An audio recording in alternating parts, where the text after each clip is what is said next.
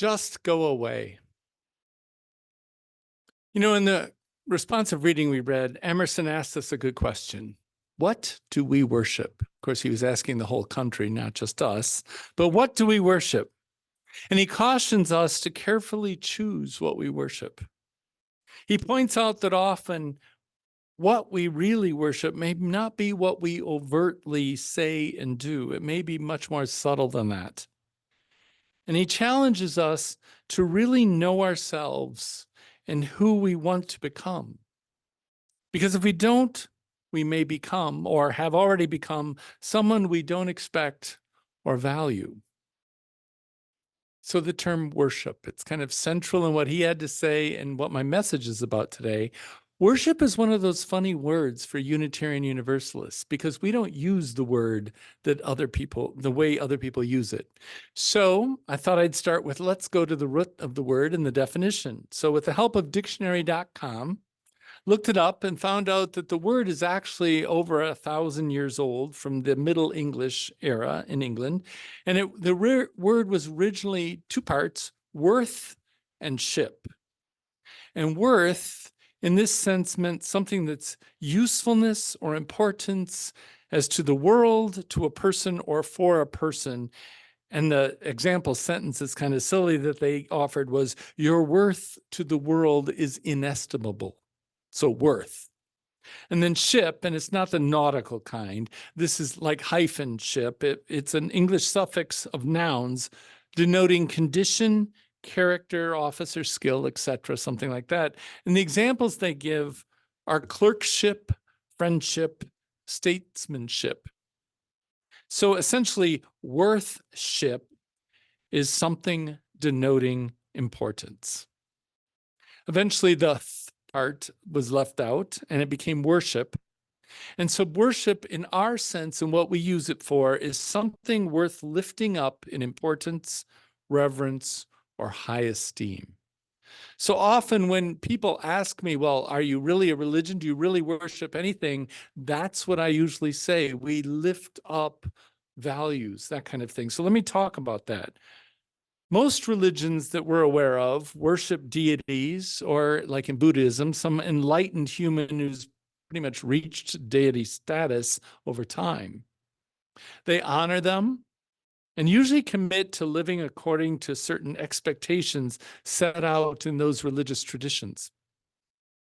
And this concept of worship in that context is very important to Unitarian Universalism because our movement was primarily a counter-reaction to this traditional form of worship from the very beginning.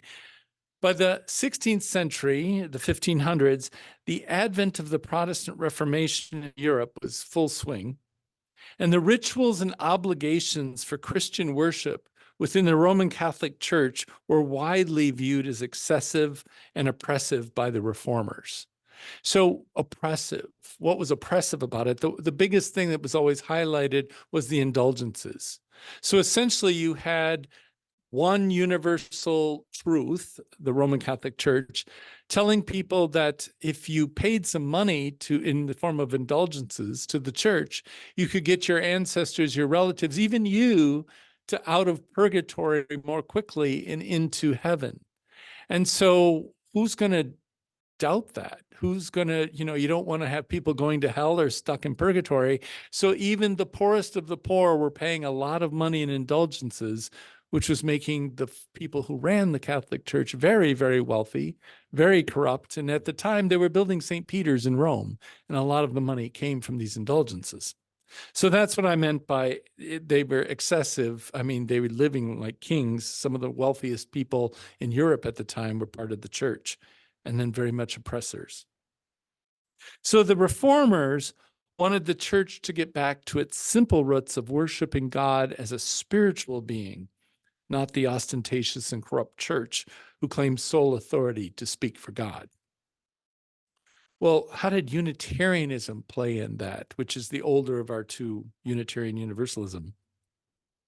So if you think of the Reformation and all the leaders of it, on the right-hand side, the more conservative side, you had people like Martin Luther. Martin Luther was a Roman Catholic monk.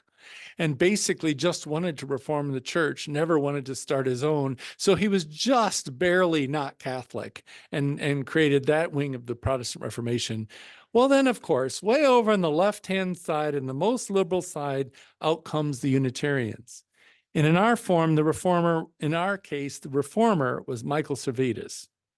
And he took this argument for Reformation a huge major step further in a widely published booklet called On the Errors of the Trinity.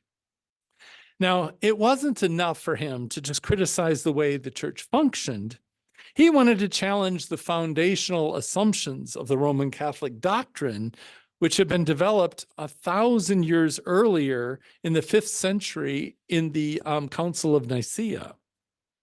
So his treatise focused on rejecting the divinity of Jesus completely. And this ended up being one of the essential documents of the age of the Enlightenment, which this document, or the whole age, worshiped the values of reason, freedom, equity, and justice, which of course eventually led to the idea of humanism, meaning that humans have agency. They don't have to rely on supernatural forces to determine the outcomes of their lives or history in general, or even football games. So the Age of Enlightenment, I said last week in my sermon that not only was it the founding of Unitarian Universalism, but the founding of the United States. And we see it in the American Pledge of Allegiance. We pledge allegiance to a republic and a constitution which enshrines liberty and justice for all in our lives. Closer to home, you turn to page 6 in your hymnal, we have, we the member congregations of the Unitarian Universalist Association, covenant to affirm and promote, and then it lists the 7 principles.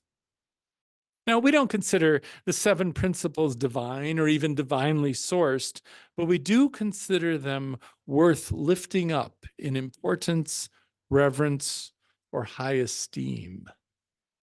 So what do we worship? I'd say we worship the values embedded in the 7 principles. Above all, the first principle, the inherent worth and dignity of every person.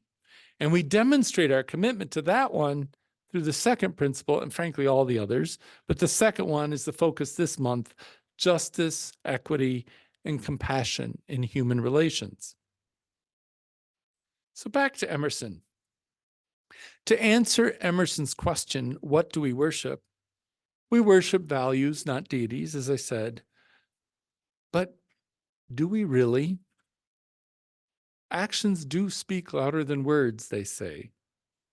And I would believe Matthew Desmond would disagree that we really worship our values wholeheartedly. We may come to services each week and nod our heads that we, of course, believe in the principles because we are enlightened people. And I don't mean that the way it came out. I don't mean it tongue in cheek. Any Americans who really understands the values embedded in the Constitution, we think, would also agree with us. But what do our actions with regard to poverty say about what we really worship? Well, I'm going to take a personal digression here for a second and offer a little bit of a personal confession. I'm in Chicago a lot, Milwaukee, and I just came back from Seattle, and all 3 cities have a lot of homeless. If you go downtown, you can't walk 20 feet without somebody begging for money.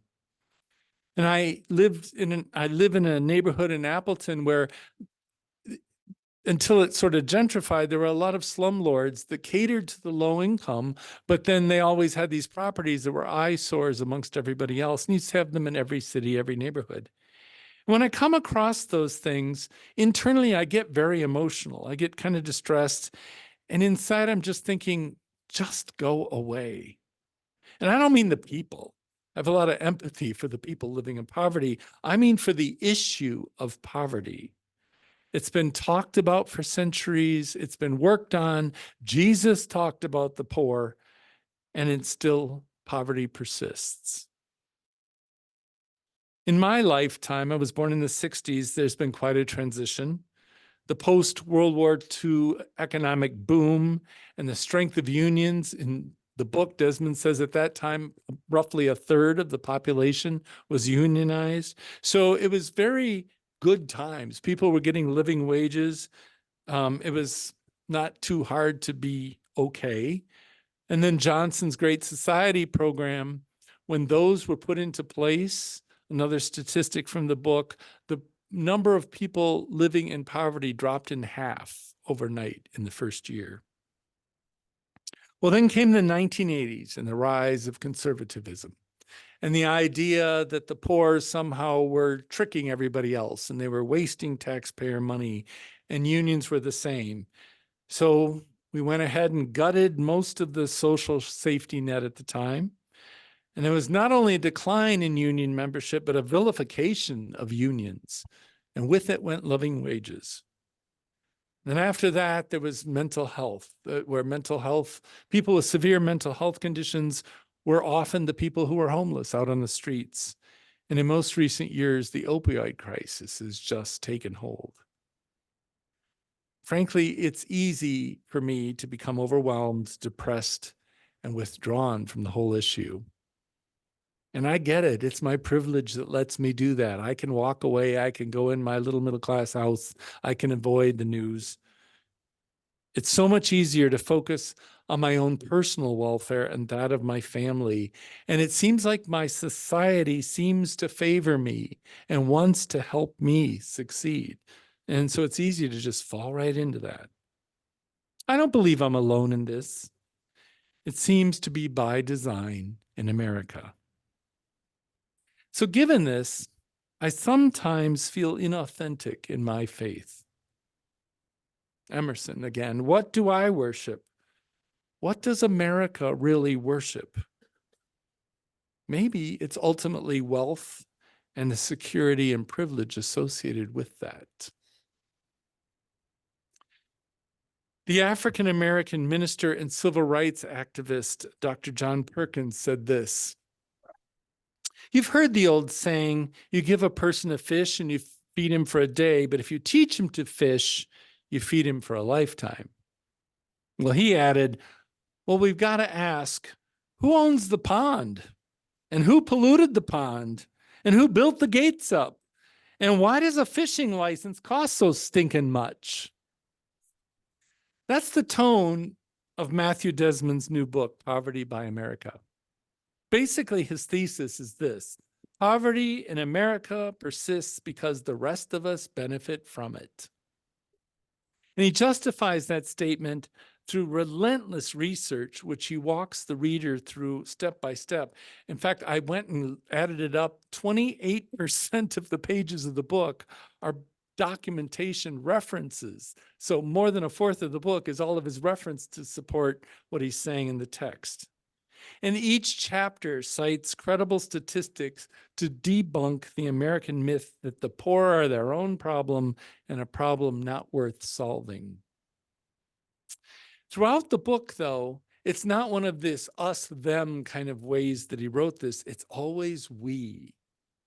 Okay? So you can see it just in the names of the chapters. There's only like 8 or 9 chapters in the whole book. Chapter 1, of course, is the introduction. He gives us the background of how bad poverty is now and sounding the alarm to get us to take notice. Chapters 2 through 6 define the problem in terms of how we have created this mess. The first one, chapter 2, is why we destroyed the progress we tried to make in the 1960s. Then how we undercut workers from getting a living wage. And then how we force the poor to pay more for everything they need to survive. And then the next chapter is a we that's focused a little bit more on the non-poor, how we rely on welfare to grow wealth. Interesting little statistic here. As measured by a percentage of GDP, our government provides subsidies and tax breaks at a higher level to the population than only France. France does it more, but we're second in the world for what we give our citizens.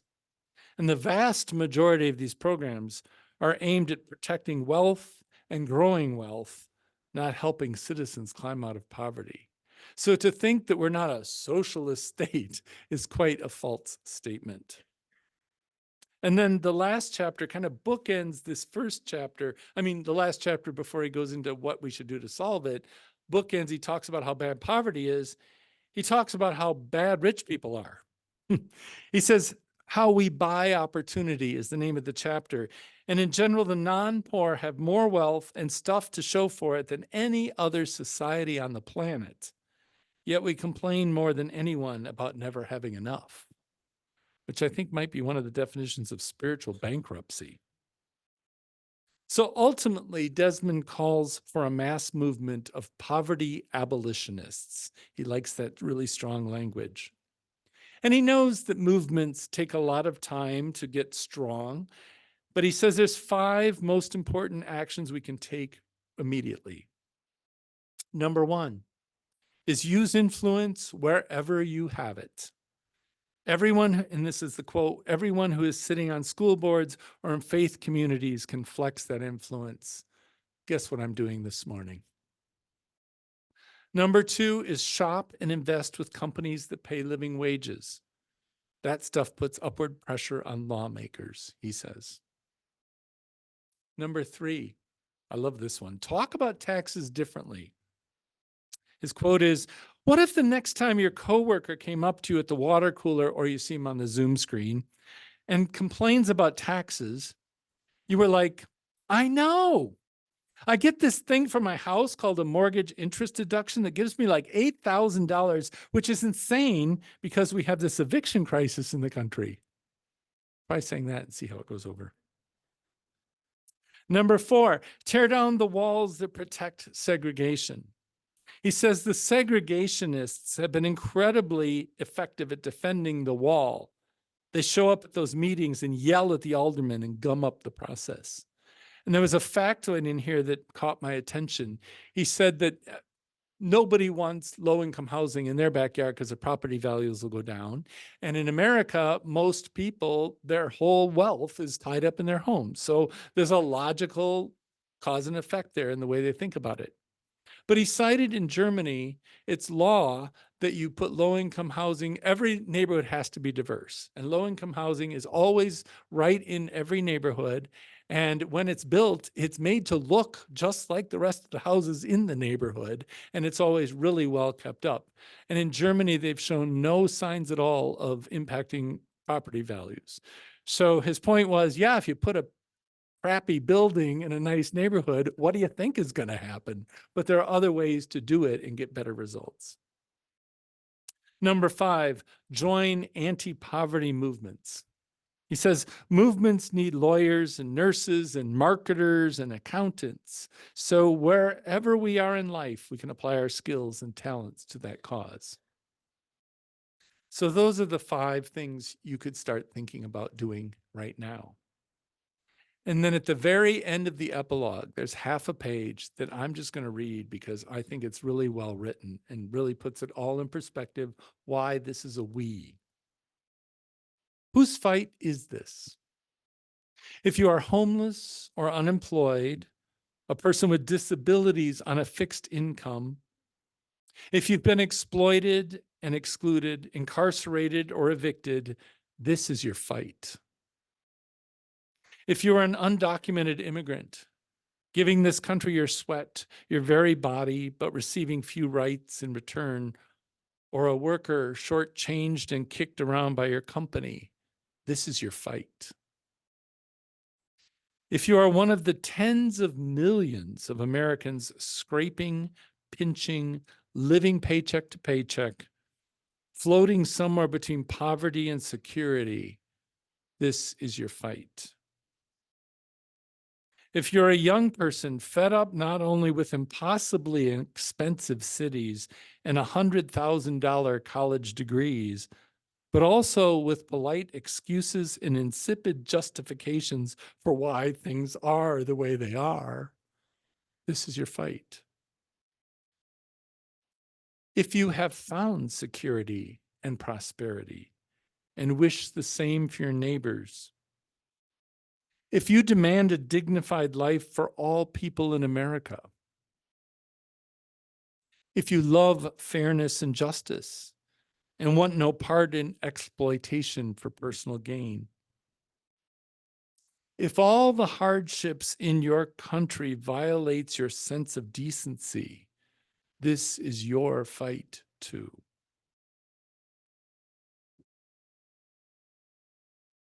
So bring it home. Why should we care? Because frankly, just go away is a cop-out. Just go away is what I think I'm worshiping in the dark recesses secretly in my heart, as Emerson would say. As a Unitarian Universalist, I'm called to worship the principle of the inherent dignity and worth of everyone, even the poor. As a Unitarian Universalist, I'm called to worship justice, equity, and compassion in human relations. And of course, yes, we live in a world of competing priorities. We have to pick and choose. And I know my congregations and I know all of you quite well. And I'm sure most of you are thinking, yes, but climate change is happening and it's the biggest priority. And it is a big priority. I give you that. But if poverty were our biggest priority and we acknowledge the intersectionality of injustice, we would acknowledge that the poorer someone is, the stronger the impact of climate change will be on them. This is environmental justice, which is a close cousin to poverty. To me, we need to expand our focus and lift humans out of poverty while slowly addressing climate change. Only then are we really worshiping our values in totality, and only then are we becoming our values. May we be worthy of what we worship. Amen. Let's have some quiet.